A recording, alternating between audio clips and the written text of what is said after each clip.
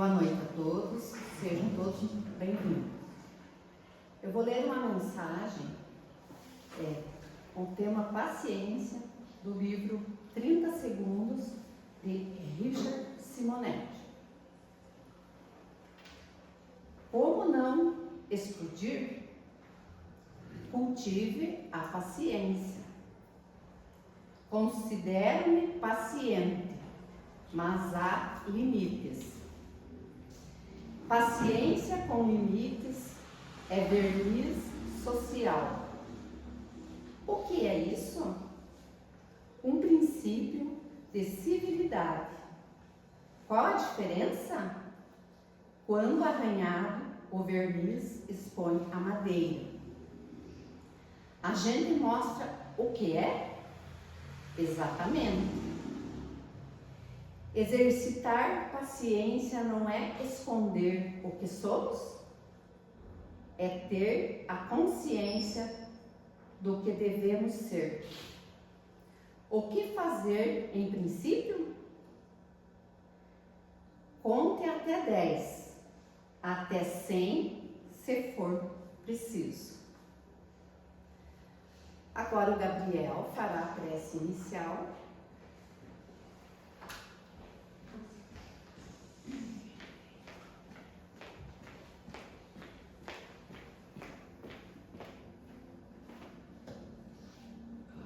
Música bem baixinho, né? Bem baixinho.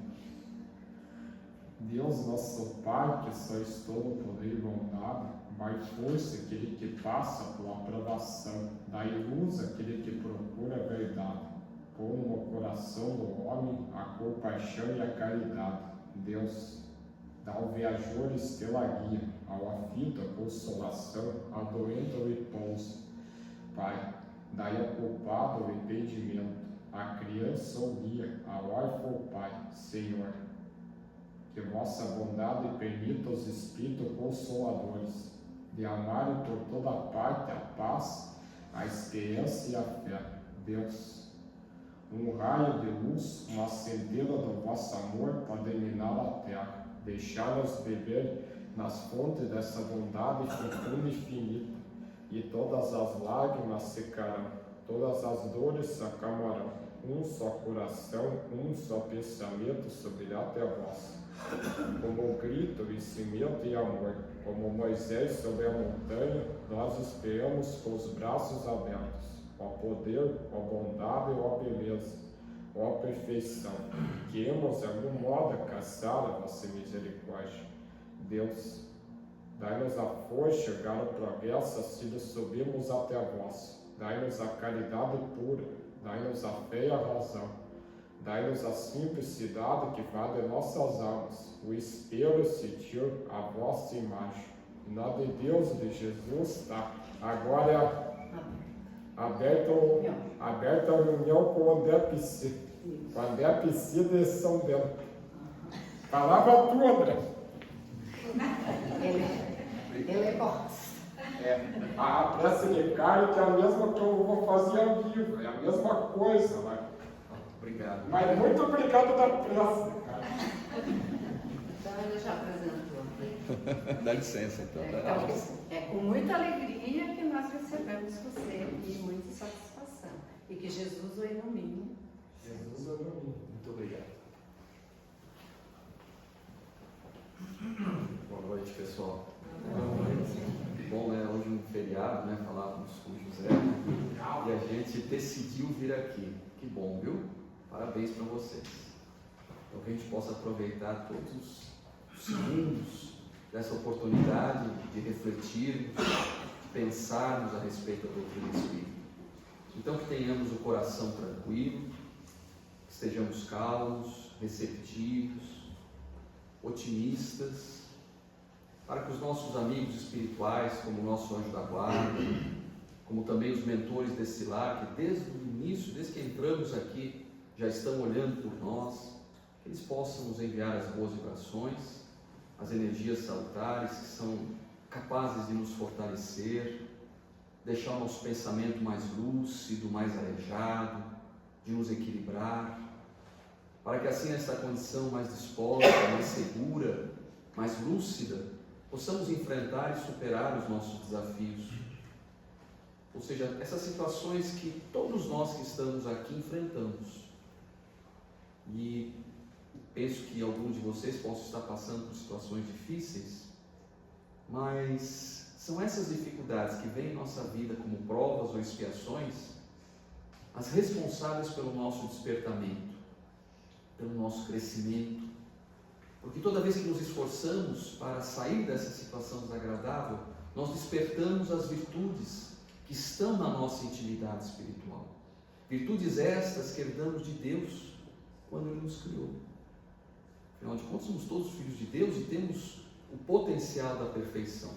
E assim, então, nesse amadurecimento espiritual, nós vamos nos credenciando por mérito, por consequência natural da lei de causa e efeito, vamos nos credenciando a vida plena, a vida em abundância, anunciada pelo nosso Mestre Jesus. O reino dos céus, ou o reino de Deus, dependendo do evangelista, falava reino dos céus, dependendo do reino de Deus. E essa é uma fatalidade, todos nós chegaremos lá. É apenas uma questão de passarmos pelas etapas naturais do nosso desenvolvimento, lembrando os espíritos que nos dizem que a natureza não dá saltos. Nossa evolução também não vai ser de um dia para o outro, não vai ser de uma encarnação para outra, que a gente vai atingir o patamar de espíritos puros. É um processo, mas nesse processo nós também não podemos nos atrasar. Para isso é fundamental sermos dóceis aos estímulos da vida. Ser dócil ao estímulo da vida não significa passividade, significa resignação, aceitar. Porque se tem um tempo que é perdido, é aquele que nos queixamos, é aquele tempo que passamos para nos vitimizar, colocando a culpa dos nossos sofrimentos no outro. Aliás, essa é uma característica dos espíritos inferiores. Sempre coloca a culpa dos nossos sofrimentos no outro. É o trabalho, é a família, é a sociedade. E o que é mais absurdo ainda, é colocar a culpa das nossas dificuldades, dos nossos sofrimentos em Deus. Então não percamos tempo nos queixando. Sejamos dóceis, sejamos resignados. Resignados é o consentimento do coração. É aceitar aquilo que não dá para mudar, mas fazer de tudo para mudar aquilo que depende de nós. E também um outro fato que é muito importante para a gente avançar nesse processo é procurar conhecer os processos da vida, os mecanismos da vida. Esses são os principais objetivos da doutrina espírita.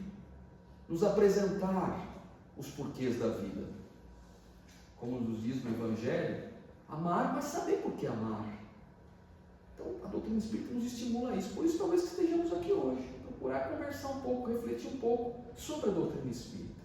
Os espíritos nos falam que no universo existem 3 elementos básicos: Deus, o ser causal, inteligência suprema, como aprendemos, o princípio inteligente, que somos nós, os espíritos, hoje já numa condição individualizada, de onda de pensamento contínuo, e também o princípio material, que é representado pelo fluido cósmico universal nas suas mais variadas expressões. Tudo que é matéria vem do fluido cósmico universal, desde a mais sutil, que é aquela que são as vibrações que falávamos há pouco, aquelas geradas quando nós fazemos uma prece, como o Gabriel fez há pouco, né?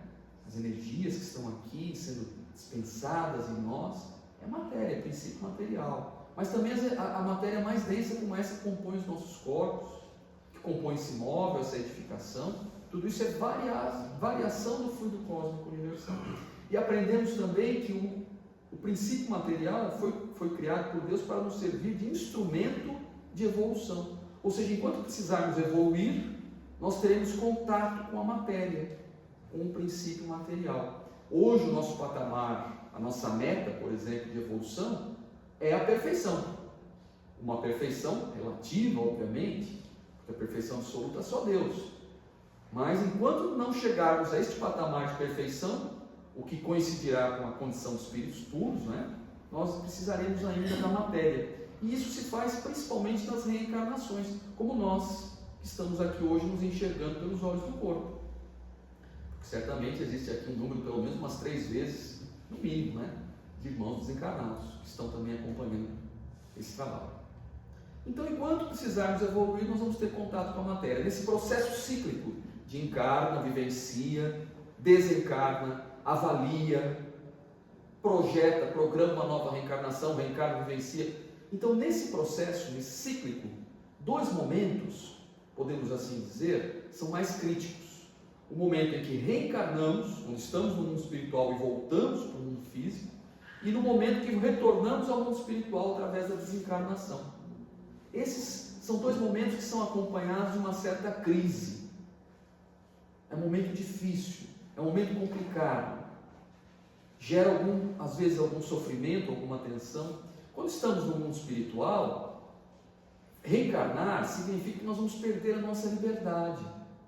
No livro Memórias de um Suicida, do espírito Camilo Cândido Botelho, espírito do escritor espiritual, psicografado pela dona Ivone do Amaral Pereira, aliás, um livro maravilhoso, um livro pesado, um livro denso, não só o seu conteúdo, como também o número de páginas, né?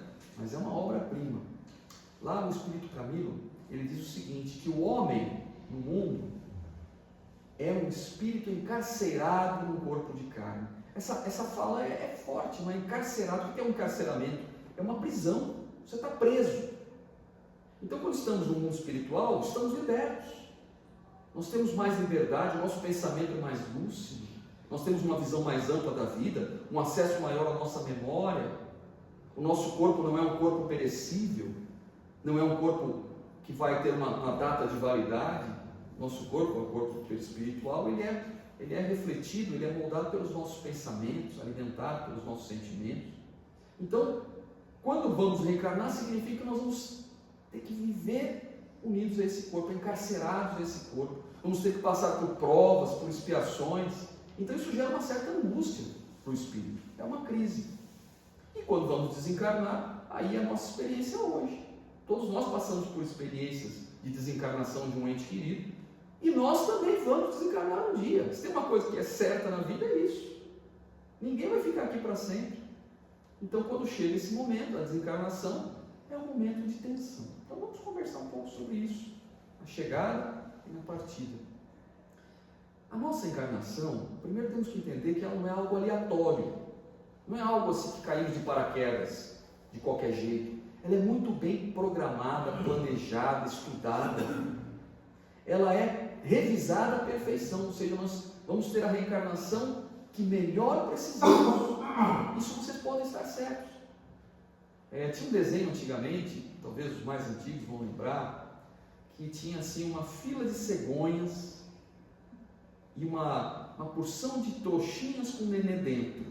E a cegonha lá pegava o nenê, uma trouxinha com o nenê, e levava para uma família. Aí uma cegonha lá tinha participado de uma festinha, estava um pouco fora da casinha, pegou o nenê de um gigante e levou para uma família normal. E pegou o nenê de uma família normal e levou para a casa de um gigante. Então vocês imaginam a confusão que foi.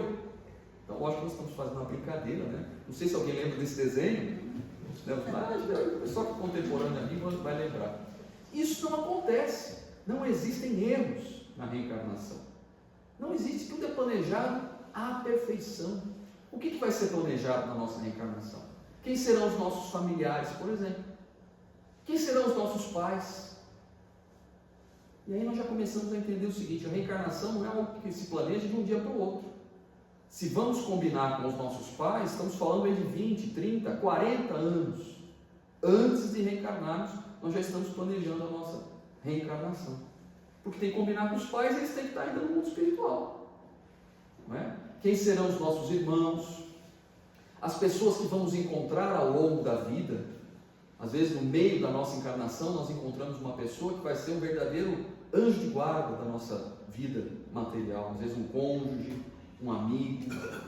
Mas também combinamos com aquelas pessoas que vão ser desafios para nós. Às vezes, alguém que vai depender muito da gente. Às vezes, um filho que vem, às vezes, com um problema, que nós vamos ter que estar sempre dando atenção. É uma dependência não só material, mas uma dependência moral. Enfim, às vezes alguém que nos desafia diretamente, às vezes alguma pessoa que nós vamos conviver no trabalho por 20 anos, por exemplo, que vai ser sempre uma pedra no nosso sapato, mas sempre com o objetivo de melhorar. Sempre a gente tem isso, né?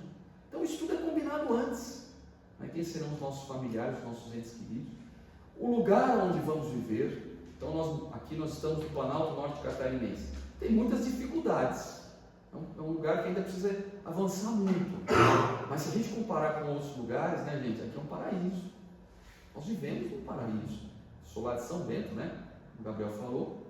É um paraíso. É um lugar maravilhoso. Se vamos comparar, por exemplo, um exemplo bem radical, lá com o Oriente Médio, aqueles países do Oriente Médio que vivem em conflito, ia ser diferente a nossa vida. Ou um país da África, às vezes, que tem aqueles problemas sérios no campo social, né, de pobreza, de doenças, ou mesmo aqui no nosso país, a periferia de uma grande cidade, onde prevalece a drogadição, a criminalidade. Então nós estamos aqui num lugar maravilhoso. Tudo isso então é planejado. Como será o nosso corpo físico? Se seremos pessoas saudáveis, se teremos alguma dificuldade orgânica, tudo isso, ou se seremos belos, ou se seremos não belos. Porque tudo isso muda a nossa reencarnação. Se teremos saúde, por exemplo, às vezes a nossa condição também do passado interfere no nosso corpo físico atual, né? Às vezes nós temos que passar por uma expiação em virtude de algo que cometemos, um vício do passado. E aí, o vício do passado gerou um problema no nosso corpo físico do passado, só que fez um reflexo no nosso perispírito. O perispírito então está desalinhado. Nós reencarnamos e esse desalinho passa também para o corpo atual. Mas às vezes nós escolhemos uma doença, nós não precisaríamos passar pela doença, mas escolhemos. Às vezes para despertar em nós a humildade, porque em uma situação de doença nós teremos que ser dependentes dos outros. Então isso vai exercer a nossa humildade. Ou às vezes uma doença chega no meio da nossa vida para barrar um vício. Então imagine que em 5, 6 encarnações, quando nós estamos no meio da nossa encarnação, nós desenvolvemos um vício qualquer, do álcool, assim, né? Aí o que acontece? Eu não quero, já sei que isso não é bom, mas eu não consigo não ter esse vício. Aí um pouco antes desse vício vir, na próxima reencarnação, e geralmente é quando eu estou no meio da minha vida, vem uma doença. E essa doença então barra o meu ímpeto vicioso. Às vezes a gente busca isso, voluntariamente. Então tudo isso é planejado. Mas o planejamento da reencarnação não é uma fatalidade. Os principais fatos apenas que vão acontecer. Aí, por exemplo, é como uma viagem. Você vai fazer uma viagem, você planeja a viagem. Né? Que nem eu vim lá de São Bento, eu planejei o horário que eu ia sair de São Bento. Tive que colocar combustível no carro. Né? Tudo isso é planejamento. Quando a gente vai fazer uma viagem, a gente precisa planejar. A mesma coisa acontece quando a gente vai reencarnar. E aí se conclui que para a gente dar conta de tudo isso, de passar pelos nossos desafios que foram combinados à perfeição, nós precisamos de 80 anos, por exemplo. Né? Um exemplo. Aí quando está chegando perto do prazo, da época que foi combinado, o espírito começa a se aproximar da família. Às vezes um ano antes da mamãe ficar grávida, o espírito começa a visitar a família. Até para começar a se interagir da psicosfera da casa, do equilíbrio da casa. E isso às vezes pode gerar na família uma mudança para melhor, uma mudança para pior, dependendo do espírito que está ali encarnando. Né? No livro Missionários da Luz, que é o livro que a gente usou como base, né, para essa nossa conversa hoje, um livro maravilhoso da série No Mundo Espiritual, né, do espírito André Luiz, psicografado por Chico Xavier, o terceiro livro desta sequência, um livro maravilhoso, Missionários da Luz. Ali conta a história do Segismundo, né? Todo mundo já ouviu falar porque é um nome que ninguém esquece, né? Um nome diferente. O Segismundo, ele tinha assassinado aquele que seria o seu pai. Então, quando ele começa a se aproximar da família, isso porque eles já tinham combinado tudo no mundo espiritual, já tinham se acertado, mas quando chega a presença física no sentido perispiritual, a presença da vibração do Segismundo na família, o pai, se eu não me engano era Adelino o nome dele, começa a ficar com problemas, começa a ter pesadelos, porque ele lembra, mesmo que de forma inconsciente, que ele foi assassinado pelo Segismundo. Né? Então a presença do espírito muda alguma coisa dentro de casa. Mas isso é só para ele se ambientar. Aí chega, logo depois que ocorre a relação sexual, vamos dizer assim, algumas horas depois, o óvulo vai ser fecundado, o espírito se liga àquele corpo que está começando a sua formação. Só que a reencarnação ela só vai ser finalizada aos 7 anos de idade. Então, os primeiros 7 anos, o processo de reencarnação ainda está ocorrendo. E depois, os próximos 7, por exemplo, até os seus 12, 13, 14 anos, ela está se consolidando. Por que isso é importante a gente saber? Porque nessa fase, o espírito, logo que ele começa a sua ligação, ainda no útero materno, ele entra numa fase de letargia, ele perde um pouco da sua consciência, vamos dizer assim. Ele perde a sua memória, ele fica ali no estado letárgico. Então, quando ele começa a sua vida reencarnatória, ele está muito vulnerável a novas impressões. Então, os primeiros 7 anos, e depois também até os 12, 13, 14 anos, é fundamental o quê? Apresentar valores morais para as nossas crianças. A evangelização que está ocorrendo agora, né? Está ocorrendo agora, é maravilhoso, é fundamental isso. Nós, adultos, pais, temos uma obrigação moral de apresentar Jesus para os nossos filhos. É lamentável, aquelas pessoas que dizem assim, eu não vou dar nenhum tipo de instrução religiosa para o meu filho, eu vou deixar ele crescer e escolher a religião que quiser. Tudo bem, é um respeito à vontade do filho, mas acreditamos que não é algo correto, porque você tem que apresentar Jesus para o teu filho. Nós estamos falando aqui de religião, mas sim de valores morais. Né? E aí o espírito começa a sua encarnação, começa ali os seus desafios. Né? Só que tem um detalhe, uma coisa também que eu esqueci de falar. Sempre quando começa a formação do corpo, é colocado a esse corpo físico uma carga de fluido vital, que vai ser sempre proporcional ao tempo que foi planejado para o espírito ficar encarnado. Não é? Então, algumas pessoas vão precisar de mais fluido vital, outras de menos fluido vital. Algumas coisas mudam essa nossa condição. Porque o que que acontece? Como falávamos, a reencarnação, o planejamento é como planejar uma viagem. Só que aí tem um componente quando a gente começa a nossa reencarnação, que é o livre-arbítrio.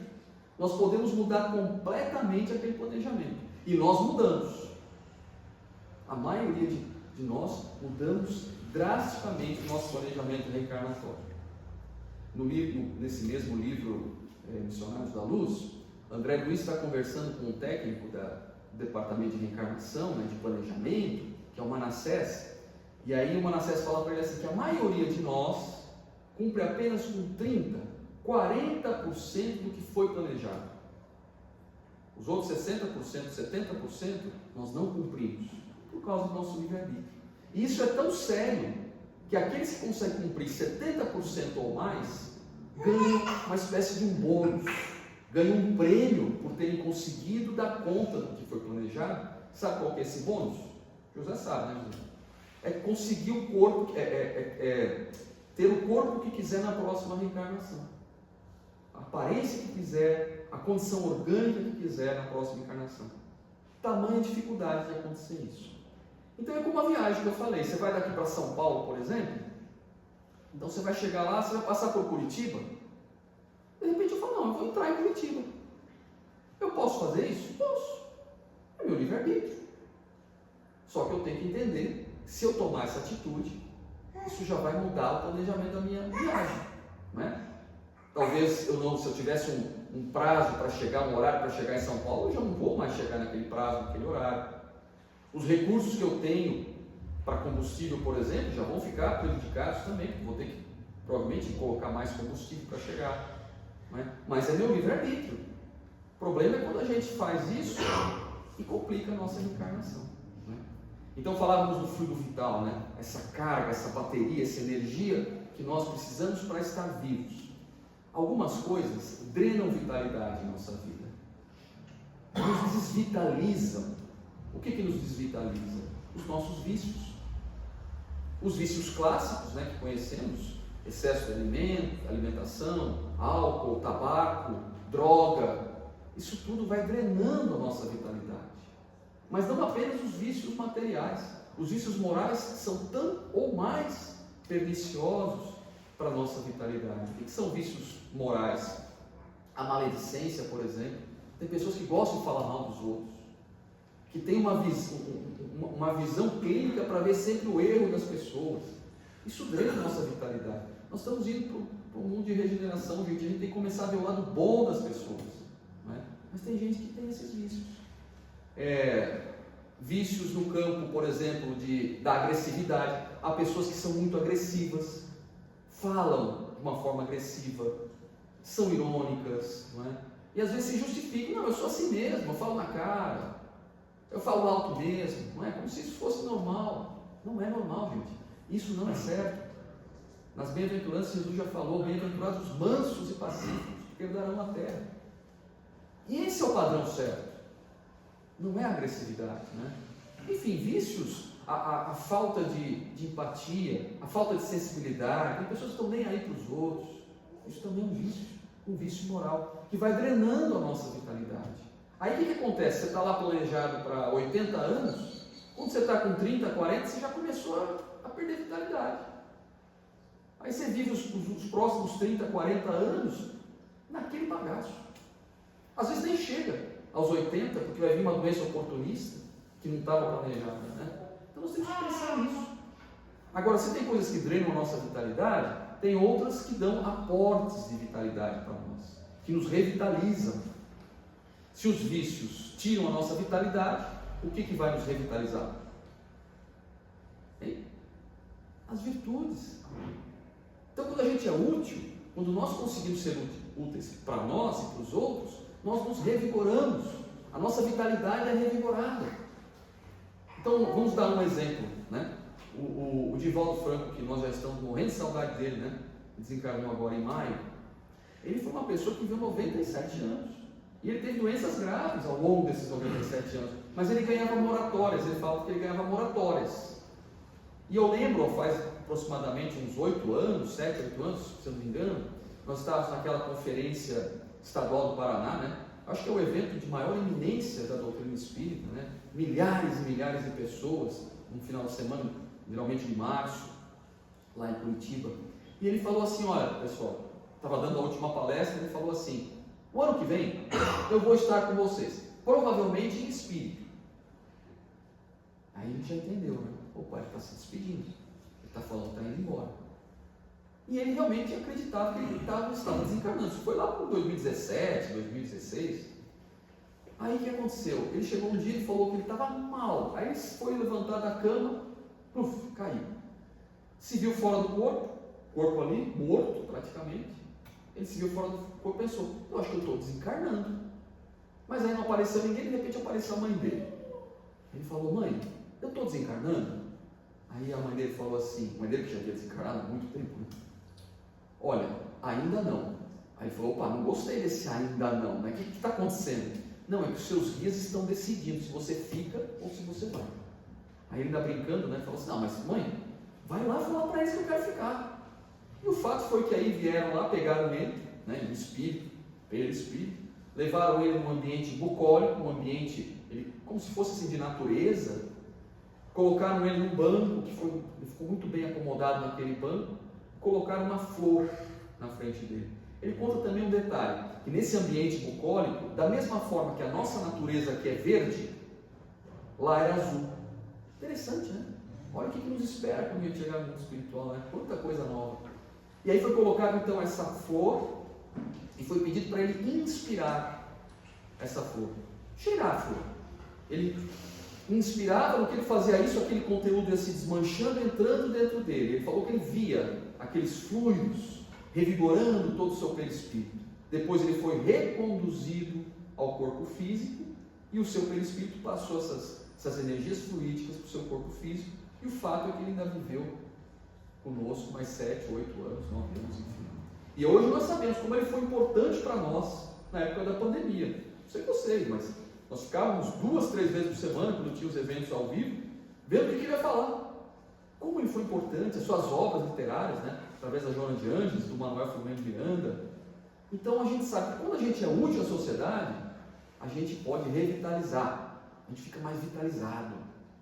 Na sociedade micro, ou seja, na nossa casa, na nossa família, mas também na sociedade como um todo. Tá? Mas, mesmo a gente sendo útil à sociedade, a gente fazendo as coisas certas, preservando a nossa vida, não tendo vícios, vai chegar uma hora que o corpo não oferecerá mais condições para a vida.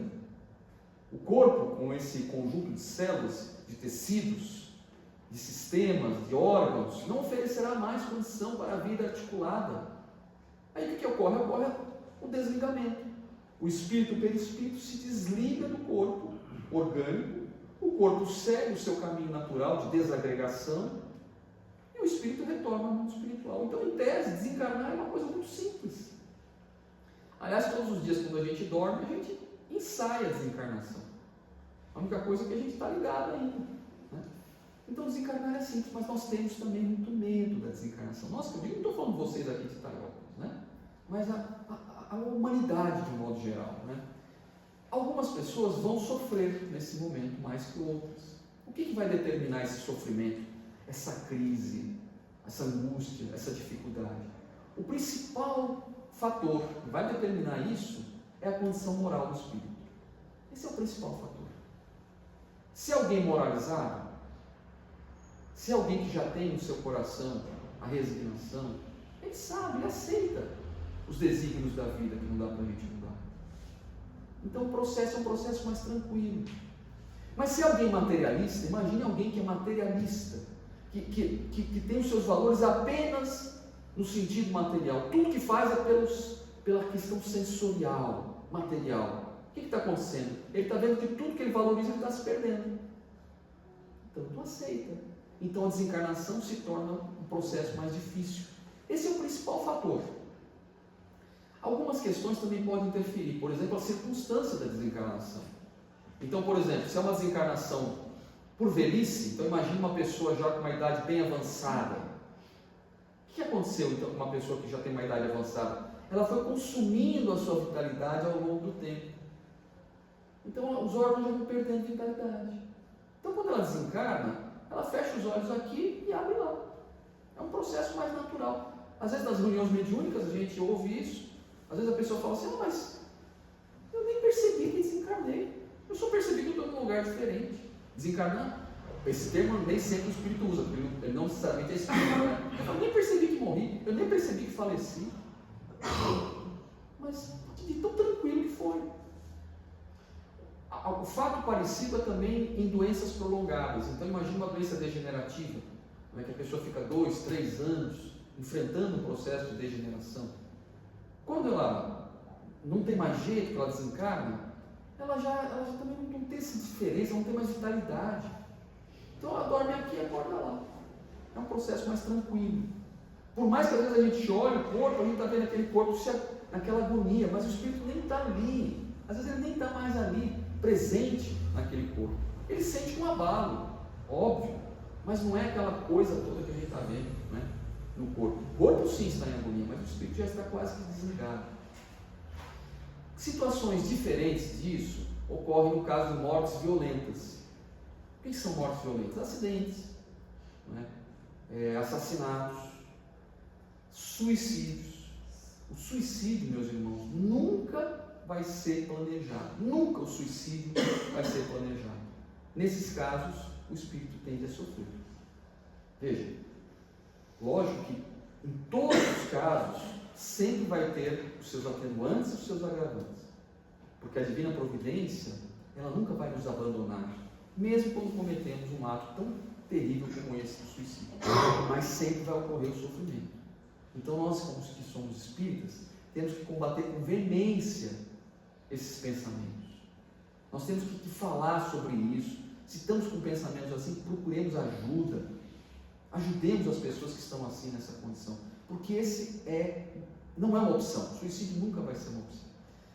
No caso dos acidentes, por exemplo, às vezes não, na maioria das vezes são planejados. Se não é um acidente provocado, se você não é uma pessoa imprudente, e nós estamos falando de imprudência, não é uma vez ou duas que você é imprudente. Às vezes tem pessoas que vivem a imprudência todos os dias. São pessoas que não respeitam as regras. Não deixa de ser um suicídio indireto. Vão sofrer também. Mas em outras circunstâncias, sempre vai ter o planejamento. Sempre vai ter também o amparo da espiritualidade. Vou dar um exemplo que eu acho que fica mais fácil. Um casal com 2 crianças estava viajando, tranquilos, e de repente sofreram um acidente. O casal quase não se machucou, mas as crianças que estavam no banco de trás desencarnaram instantaneamente. Então imagina como ficou esse casal, transtornado, o que é natural. Foram procurar o Chico Xavier, na época que o Chico Xavier estava encarnado, para buscar algum alento, algum alívio para aquela dor, que imagino que deve ser uma dor superlativa. Chegando lá, o Chico Xavier chegou para eles e falou assim: olha, está tudo bem, seus filhos estão aqui, suas crianças estão aqui. E eles estão dizendo que nós não sofreram absolutamente nada. Eles estavam dormindo, que facilita, o processo também do desenlace, da desencarnação. Eles estavam dormindo no banco de trás. No momento anterior, assim, um pouquinho antes de ocorrer a violência do acidente, a agressão do acidente, eles foram desligados. Por algum mecanismo que a gente desconhece, porque a espiritualidade tem esses recursos que a gente não entende, mas eles conseguiram fazer esse desligamento e eles não sofreram absolutamente nada. E tem mais. Esses espíritos que vieram, que passaram alguns anos apenas com vocês, a desencarnação deles não era por eles. Eles vieram como instrumento de prova para vocês dois. Por algum motivo, uma prova ou uma expiação para vocês dois, principalmente para a família toda, porque muda toda a família. Mas eles se voluntariaram, eram espíritos que combinaram, se voluntariaram para vir só para passar alguns anos, para que vocês tivessem essa experiência. Então, gente, isso também nos consola muito. Nos consola. E a maioria dos acidentes também tem essa previsão. Algumas questões são peculiares também na desencarnação. Quem que já não ouviu falar da melhora da morte? O que é a melhora da morte? Então, às vezes a pessoa está lá numa condição bem delicada, naquela agonia, e aí o que acontece? A família fica muito em cima, faz aquelas novenas, fica pedindo a Deus que recupere a pessoa que está ali, mas ela já está numa fase que não tem como recuperar.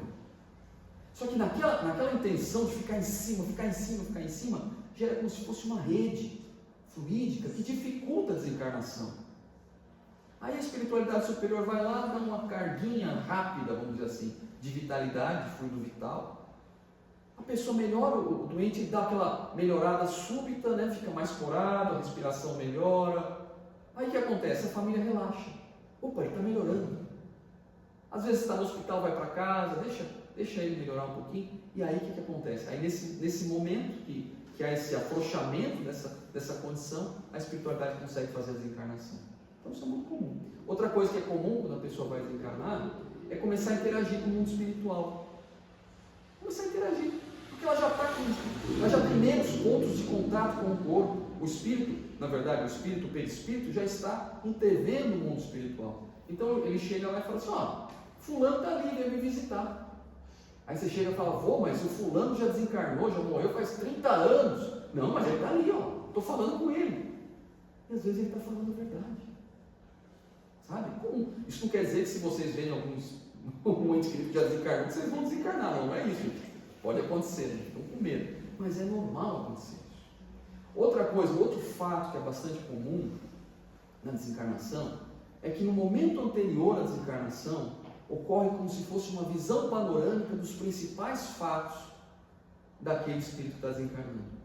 Tanto os bons quanto os ruins. Os espíritos dizem que é isso, é como se fosse assim, instantaneamente aparecesse na tela mental, sabe, os principais fatos, é como se fosse um resumo daquela encarnação, que aí depois nós vamos ter que avaliar.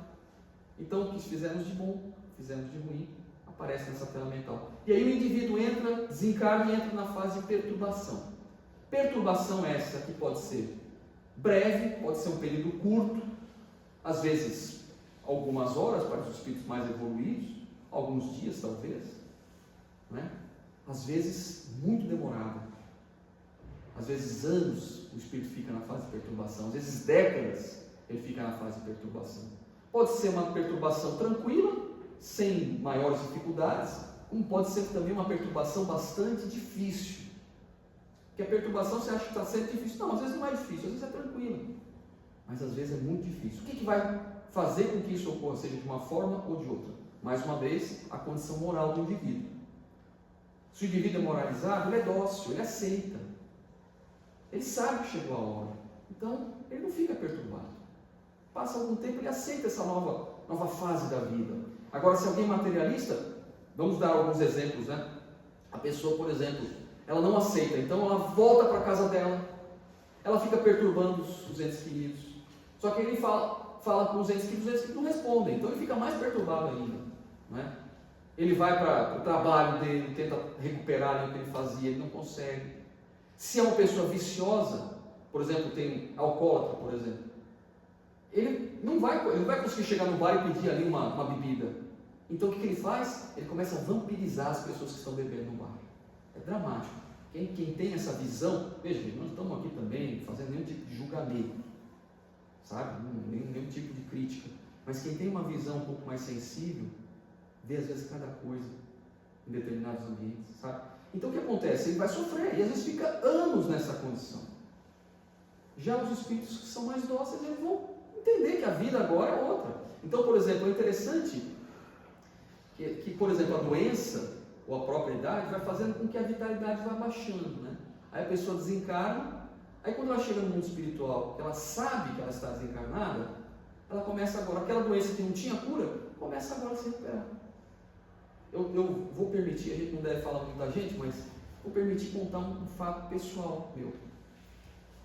Meu pai desencarnou faz 25 anos, no ano 2000. E ele desencarnou, não era nem tão idoso, tinha 72 anos. Mas ele passou por uma doença degenerativa, por uns 2 anos aproximadamente, que o debilitou muito, foi o motivo dele ter desencarnado. Então desencarnou numa condição muito ruim, como todo mundo que desencarna, né, gente? Se a pessoa desencarna, o corpo já não tem mais condições, né? Aí passou o quê? Passou uns 6 meses, mais ou menos, 8 meses, eu tive um sonho com ele, um sonho vívido, que eu estou aqui, estou com ele aqui, é uma lembrança real. E ele estava bem diferente. Ele estava com os cabelos escurecidos novamente, mais forte, mais lúcido, imagino com uns 30, 40 anos a menos. O que aconteceu? Ele aceitou a proposta. Ele não brigou com essa fase, ele não quis voltar para a vida dele. Ele aceitou. E estava ali provavelmente, me visita com frequência, eu visito ele também, se possível. Não é? Isso que é a vida, gente. É isso que a gente deve começar a achar que é uma coisa natural. Então, vamos fazer uma reflexão agora, já caminhando para o final. E se fosse hoje a nossa desencarnação? Se nós fôssemos desencarnar agora, como é que a gente vai chegar no mundo espiritual? Como é que vai ser? Será que eu estou muito apegado ainda à matéria? Veja, não adianta a gente viver uma vida inteira materialista e chegar na hora de desencarnar e falar, não, agora eu quero me espiritualizar. Tudo bem que ajuda. 1 minuto que você pense antes de desencarnar que você quer se espiritualizar, já vai ser um atenuante. Mas não vai facilitar muita coisa, gente. A gente vai ter que construir essa condição ao longo da nossa vida, e nunca é tarde. Então, se fosse hoje, como é que seria? Veja, a doutrina espírita fala que nós não devemos, a gente não precisa ficar falando nisso toda hora, né? Falar na desencarnação todo dia, toda hora. Não precisa só falar nisso, né? Uma postura até mórbida. Mas a gente tem que falar sobre isso. A gente tem que conversar em casa sobre a desencarnação. Sabe? A gente tem que pensar sobre isso também, quando acontecer conosco. Então, se fosse hoje, como é que seria? Eu gostaria de finalizar a nossa conversa hoje, uma passagem que está no livro Semeador de Estrelas, da Sueli Caldas Schubert, onde ela fala da vida do Divaldo Franco, né? Um livro maravilhoso que fala de umas passagens do Divaldo Franco.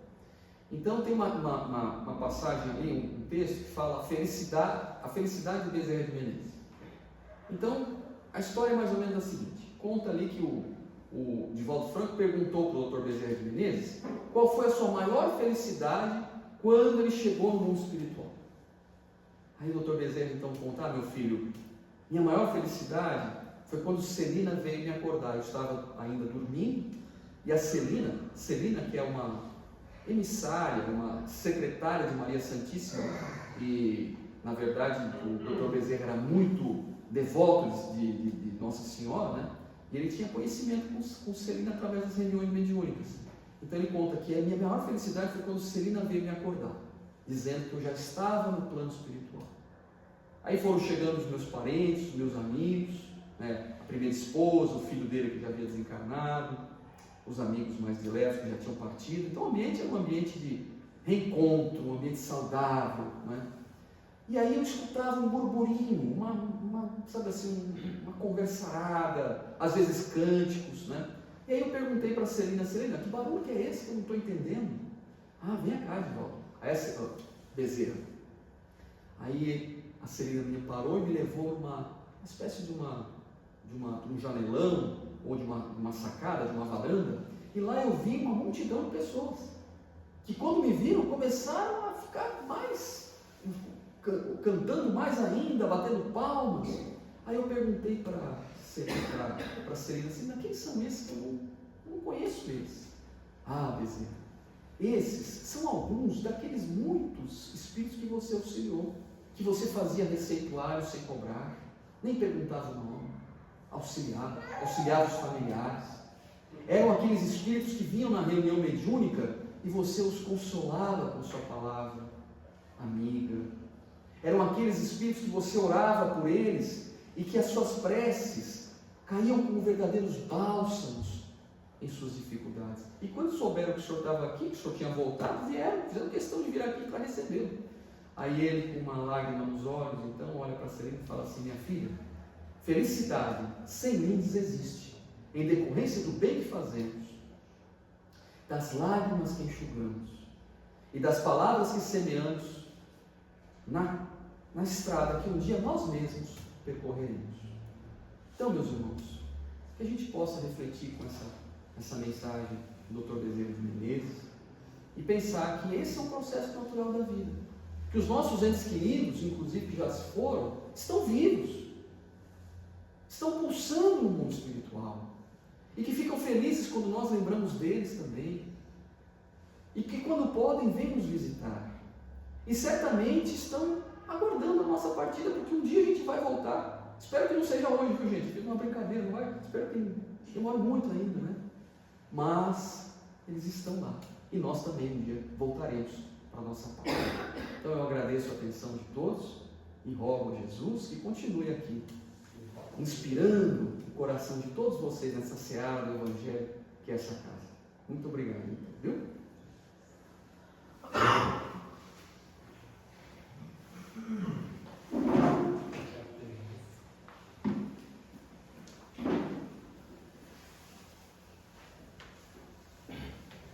Nós agradecemos ao palestrante essa importante palestra e possa vir outras vezes nesta casa.